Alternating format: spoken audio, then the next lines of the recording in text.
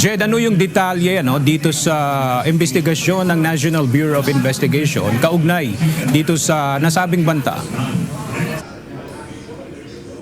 Aga sa muling pagsailalim nitong si Attorney Jeremy Loto sa pagtatanong ngayong hapon ibinahagi niya kung kailan nagsimula yung investigasyon ng National Bureau of Investigation o NBI kaugnay doon sa pagkakaroon umano ng banta laban naman kay Vice President Sara Duterte. Ngunit aniya, hindi ito natuloy dahil umano sa kakulangan ng impormasyon o detalye.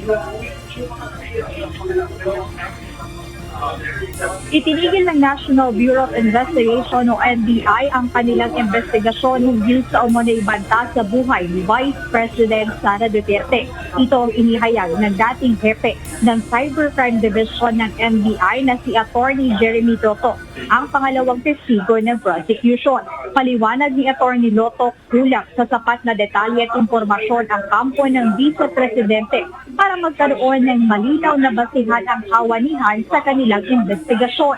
Ayon sa testigo ng prosecution, walang nakitang relevant security issue ang NBI dahil sa kawalan din ng detalye at hindi pagpapakita nila VP Duterte sa kanilang patawag para sana magbigay linaw sa umano'y banta sa buhay niya, kabilang na ang kontrobersyal na Oplan Romano.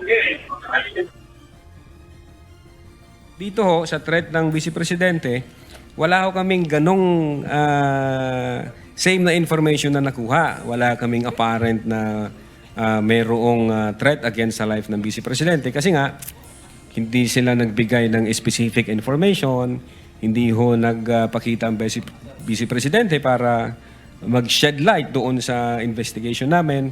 Dito sa Vice Presidente, allegation siya, wala kaming ma-validate na information, so hindi ho pa magti-trigger yung investigation doon. Bukod dito, biniglang linaw naman ng dating chief ng NBI Cybercrime Division sa ikalimang araw ng impeachment trial sa Senado kung bakit pagdating naman sa banta o grave threat na binitiwan VP Sara Duterte laban sa Pangulo ay kusa nila itong inimbestigahan.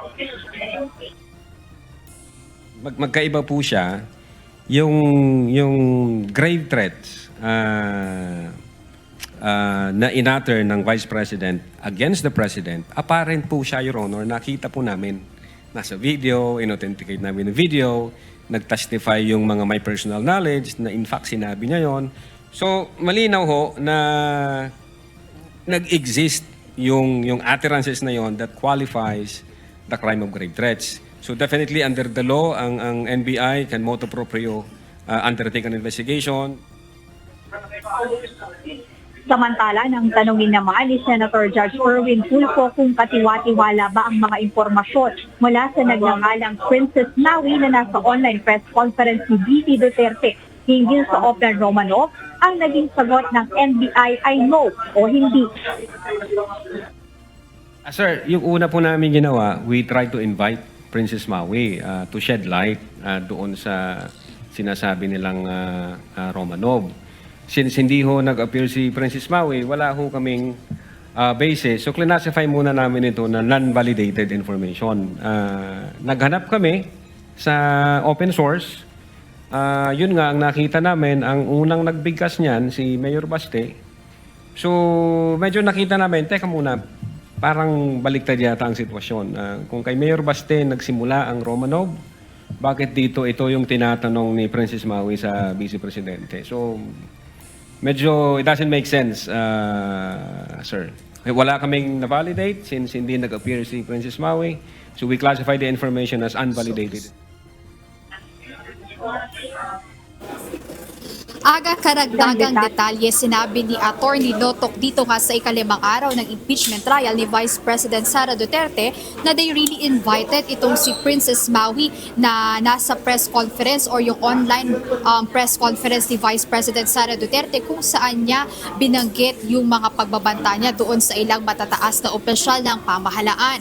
Sabi ni Attorney Lotok na kung nagtungo o sumagot sa patawag itong si Princess Maui, makakapagbigay linaw sana siya at makakapagbigay ng karagdagang impormasyon na maaaring magamit sana ng NBI sa kanilang investigation o kaya naman doon sa kanilang case build-up na gagawin, dahil tila contradicting kasi yung mga detalyeng nakalap nila Attorney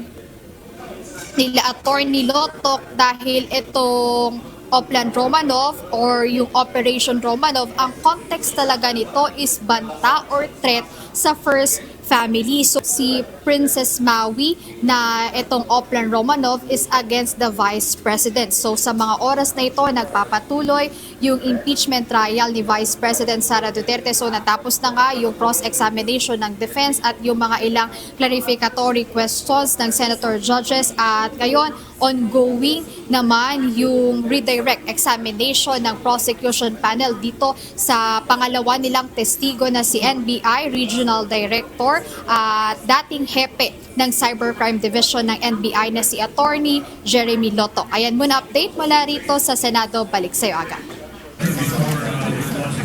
Maraming salamat, Jed Neresina.